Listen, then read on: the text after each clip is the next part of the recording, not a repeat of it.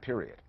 Bangladesh has struggled with polarized politics ever since its creation, and the media there mirror societal divisions. News outlets are on opposite sides of the debate over the war tribunal. The editor of one major newspaper is holed up in his office, refusing to come out for fear of being attacked by demonstrators or arrested by the police. The new media component in this story consists of an opinionated band of bloggers working either side of the political divide. Our starting point this week is Shahbag Square and the ghosts of 1971. The governing party, which is secular, and the nationalist party, which is more conservative and adheres to Islamic principles. The Awami League won power in 2008 after promising to prosecute those accused of war crimes in 1971. Say police have used excessive force, tear gas, rubber-coated steel bullets, and in some cases live ammunition. Government critics say Prime Minister Sheikh Hasina is using the War Crimes Tribunal to get rid of competition.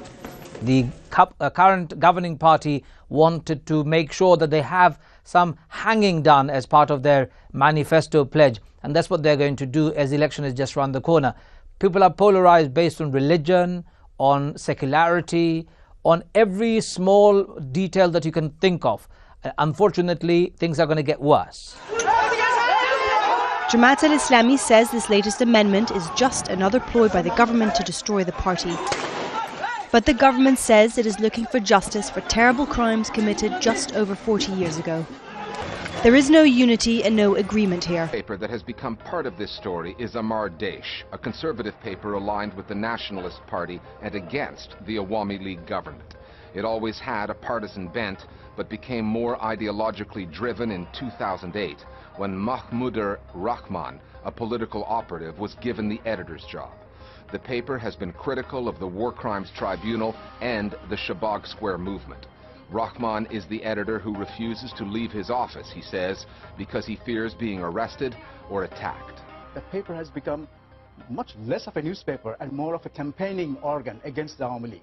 Amar Desh has been instrumental in propagating one line that the bloggers who organize Shahbag protests are all atheists and they're writing anti-Islam, anti-Muhammad stuff on their blogs. And as a result, these prints have gone around madrasas and mosques and whipped up a lot of sentiment about this anti-Islam atheism that they see is coming from Shahbag. So the anti-Shahbag movement got a kind of a lift with this atheism, anti-Islam line, which they think that Amar Desh has been instrumental in propagating. The really editor of this newspaper, Mahmoudur Rahman, I mean, he is just the kind of person who, likes to talk about issues that other people don't talk about. And he, in the past, because he was speaking about, corruption in the country, which is, again, a taboo for many journalists, he was detained and he was tortured. So he is that sort of a person. And sometimes he just goes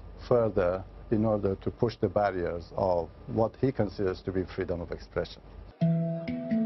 According to the government, journalists like Mahmoudur Rahman are going too far.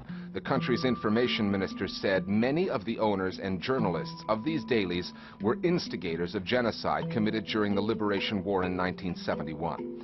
And he said the government is considering taking legal action. They wish to blow onto the light of Allah and obliterate it. They can't. They will never be able to. We can have a dialogue with the secular people in this country, no problem. We can have a discussion with the secular communities around Europe, no problem. But with Bangladeshi secularists, I'm sorry, they're nothing but fundamentalist in every nature, extremist in every nature. There is no discussion with such a people. They don't understand the discussion. They don't understand dialogue. So here is what I'm suggesting we do as a community. We do not allow Bangladesh to slip into its dark days. We don't allow Bangladesh to go down and become engulfed in a civil war. You can do something about it. You can take an next step. Go on to Google tonight and find out all the relevant people that you need to write to. The embassy, the ambassador, Bangladesh's various governments. Put pressure. If 3 million Muslims from Britain were to write to Bangladeshi government today and tomorrow and over the next few weeks and few months, hopefully they will heed. Especially Muslims of different nationality and background.